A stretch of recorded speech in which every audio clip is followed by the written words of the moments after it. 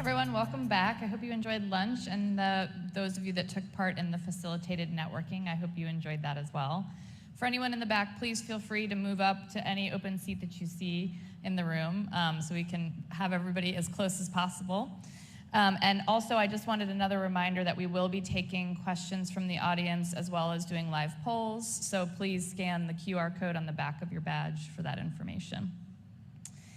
Now, we turn to the story of Thailand's largest coal producer and how it is lending its working to reshape the company's business around renewables.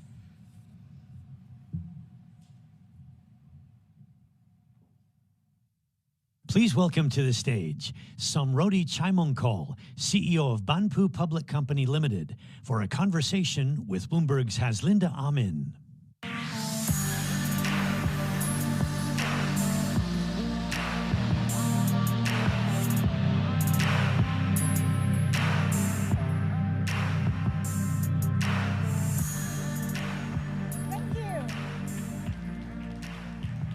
Thank you for staying with us. Well, coal accounts for about 40% of global emissions. It's cheap, it's abundant. But one coal company has been driving down its impact and has been doing so way before sustainability became the buzzword. And of course, it is Banpu. Kunsom, good to have you with us. Give us a sense of the thinking behind the sustainable journey, because it's been going on for decades now. Yes, it's about 4 decades. Actually, we just celebrated our 40 years anniversary last month. And we started with a very, very small coal mine in the northern part of Thailand. At that time, our founders foresee that the energy for Thailand, coal, probably be cheaper and better than oil at that time. And then he foresee that in the future, there will be the needs to diversify. And that's where we come from, about coal diversified to power generation, gas generation, and energy technology. But at the fundamental of everything, we grow up with coal. So we know that we need to pay gratitude to the earth. That's why we have been thinking that whatever we dig out from the coal, from the ground, from the earth, we have to pay it back. The way that we pay back is to the people surrounding the area, and that is when environmental, social responsibility is not yet there, but the thinking of our founder, Kun Chanenwong Kusolkit, has foreseen that that is how we should conduct our business. What's been the transformation like? How do you get the whole company, a company of 6,000 people, on board? At the beginning, we only think about Thailand, and therefore we focus in Thailand. However, Thailand is not a resource country, unlike Indonesia, China, or the US. So we have been thinking whether it should be India or it should be Indonesia or China. So at that time, with the support from the government, we decided to go to Indonesia first, because it's abundant of resources, and then China because it's abundant of resources and also the customer of coal as well. But when we are seeing coal growing larger and larger, we believe that we can't stick with coal. The sustainability gonna play more and more important role. So when we came into I think around 2013, we see that sticking with carbon-based product will not last long. Disruption is coming. So we decided to go for renewable product like those of solar farm, wind farm. And in 2019, that we believe that just selling product and services is no longer a trend to the future. We need to do something like an ecosystem or platform. And we established Banpu Next to provide a total energy solution for everyone, with the mission to make it a sustainable energy to the better living of the people. Total energy solution, what does that necessarily mean? So it's not just energy, but also electric vehicles, e-ferries? That's correct. We can say like transforming from selling product into experience. We are doing everything from upstream, midstream, downstream. Those are selling product. To produce electricity and energy is the most important to every economy. We stick with the reliability of the energy. We stick with the affordability of the energy because each part of the world cannot afford the same price of the energy. Those two came first, affordability and reliability.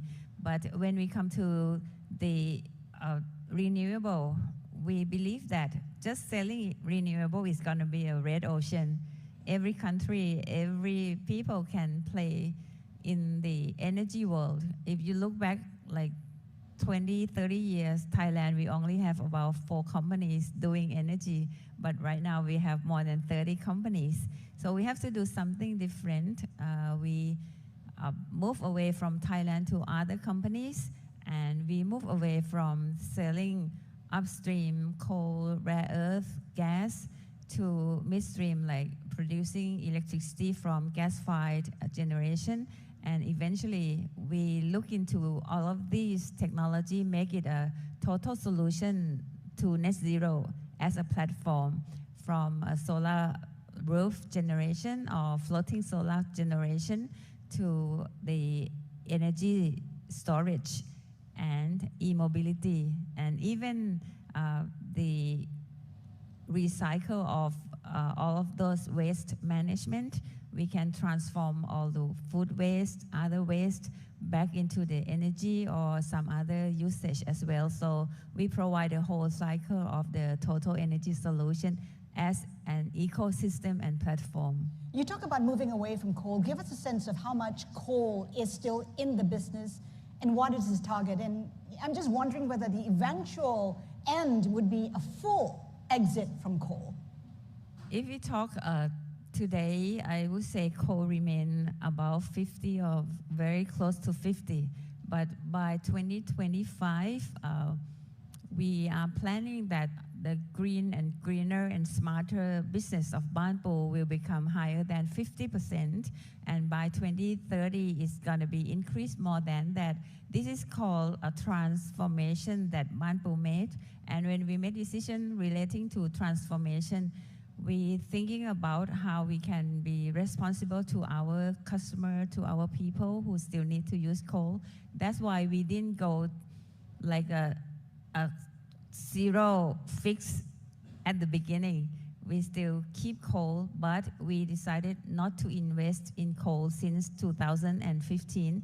It's already 9 years now. And gradually we transform into other energy that is greener and smarter, including gas, that we believe the size of the gas, the scalable of the gas can replace coal in the future. And I have to mention thank you to Bangkok Bank who helped us transform right from the day one until today. So I feel grateful for all of those. Thank you, Ka. Thank you, Kun Chatsri, for the support. Is the eventual goal, though, is to be zero coal? Would we be here in 10, 20 years talking about Banpu not being a coal producer? We look at the prediction of the energy consumption for the whole world. We see that even by 2050, 27 years from now, coal will remain at least 20%. So what we did is that gas will increase to about 30%, and the renewable will also increase to about 40%. So what we do is following that trend. We remain the coal portfolio as is. By keeping it as is, it will be reducing proportionately while we are growing gas, while we are growing renewable. And another thing that I didn't mention is there will be a lot more technology on our energy technology business model, including the carbon capture storage that will make the world greener, smarter, and faster. You've made acquisitions in the US, I think gas assets. Is there an intention to perhaps accelerate your acquisitions in the US?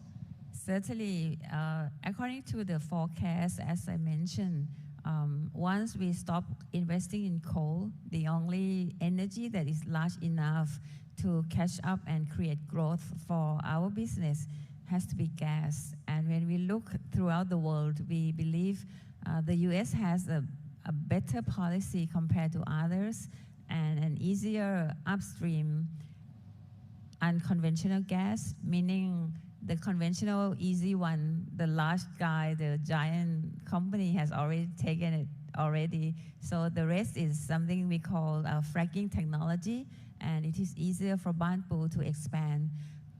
If we talk from 2015 up until now, about 8 to 9 years, we have invested almost 1.3 billion to gas in the US, and it's going to be more and more.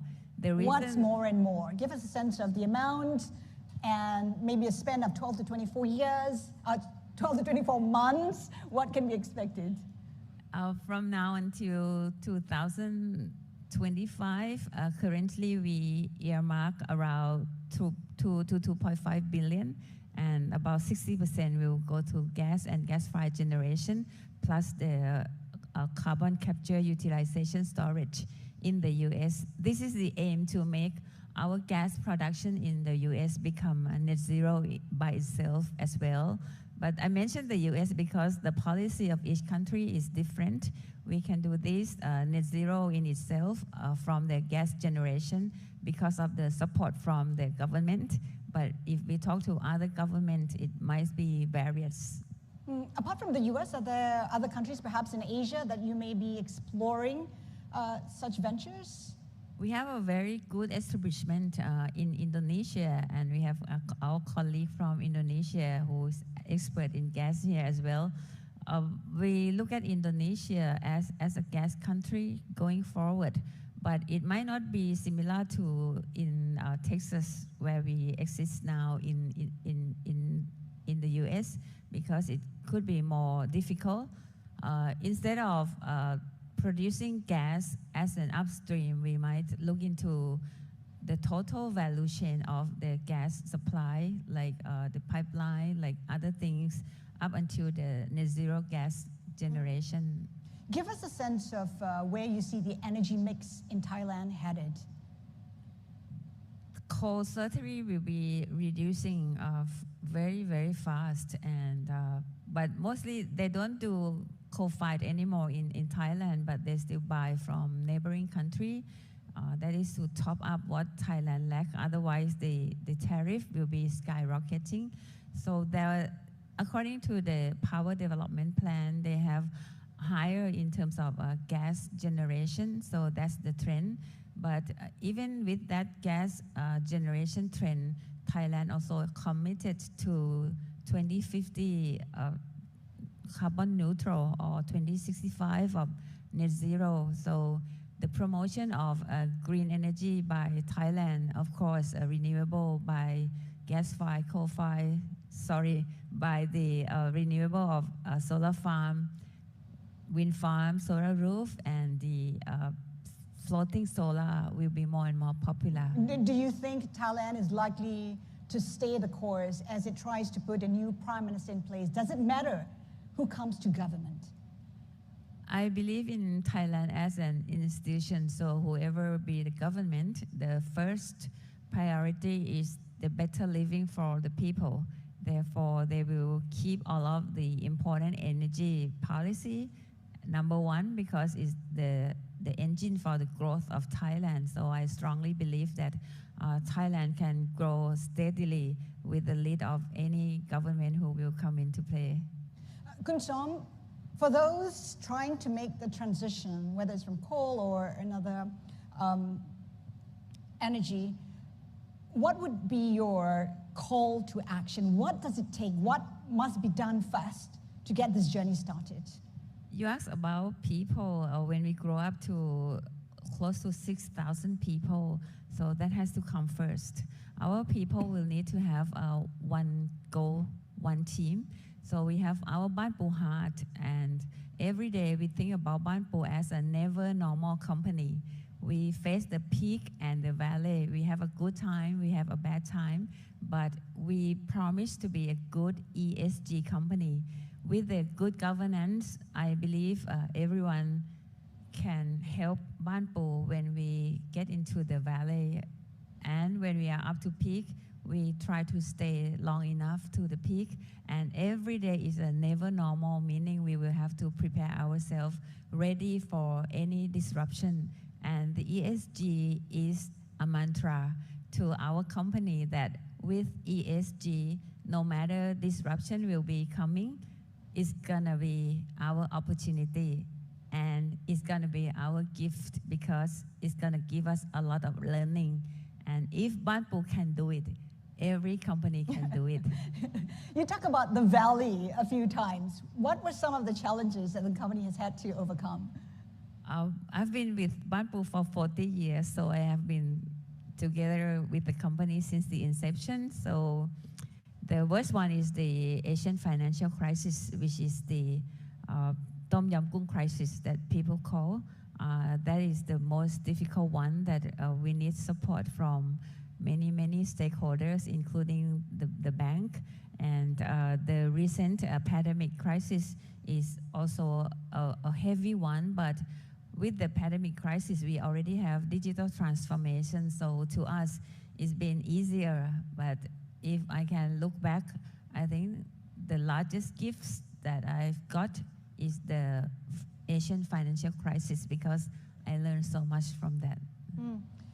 I know that there were plans to list on the New York Stock Exchange. Is that happening? Will it happen this year? We hope to be within the second half of this year, but that depends very much on the external factors, the Fed meeting, as you have heard, and also we try to look for a great shareholder to work together with us as well. And the plan is actually hopefully for the second half of this year. But if it will slip a little bit forward, it will not impact us at all. But if we can grow it faster, then we can be greener and smarter faster. We can't talk to the biggest coal producer in Thailand without asking about coal and the outlook for prices. We've seen prices ease somewhat. Where do you see prices going, and what assumptions are you making about demand?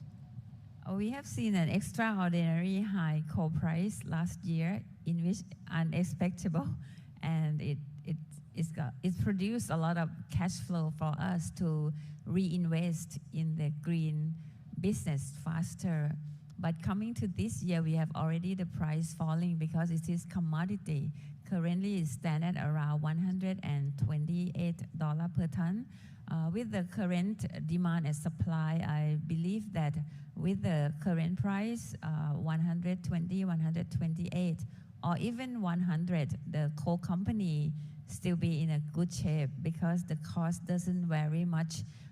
If we look at how we produce coal in Indonesia, in Australia, or even in China, the cost cutting, the cost management is something that we can influence. So that is the part that we can accept any never normal of the coal price. I can't say what will it be, but if you were to hazard a guess, just throw a number out there. 100 should be good. But at any price, I can't say what the price will be, but at any price, I can promise that we're going to make profit. Where is the biggest demand coming from? Mostly from China, especially after the pandemic. A lot of business has emerged or emerged larger than we thought. And it's also, we can see another large country like India. India and China, I mentioned affordable according to the sustainability of the energy. Affordable to India, affordable to China, and affordable of energy to the Western world are different. Therefore, the growth engine as energy in China, Indonesia, in the next few years, we still be a coal base. Just one final question before we let you go. We talk about getting to net zero. Given everything we've seen, given the macro environment, given the rising geopolitical tensions, are you optimistic we'll get to net zero? I could say for Banpu that we are optimistic to get to a net zero because we have so many plans. We have a few teams dedicated to do the net zero according to our ESG net zero planning. We make forecasts until the year 2030, 2050, and see what kind of portfolio that we need to have to make a net zero offset, to make a greener business in the portfolio. And if we still cannot reach to the net zero at the year that we target, what can we do? There will be a new technology like CCUS, and I believe there will be more and more technology like CCUS happening in the future. So that's why I believe in achievable of the net zero. A coal company headed to net zero. Ladies and gentlemen, please join me in thanking Kun Som. Thank you very much.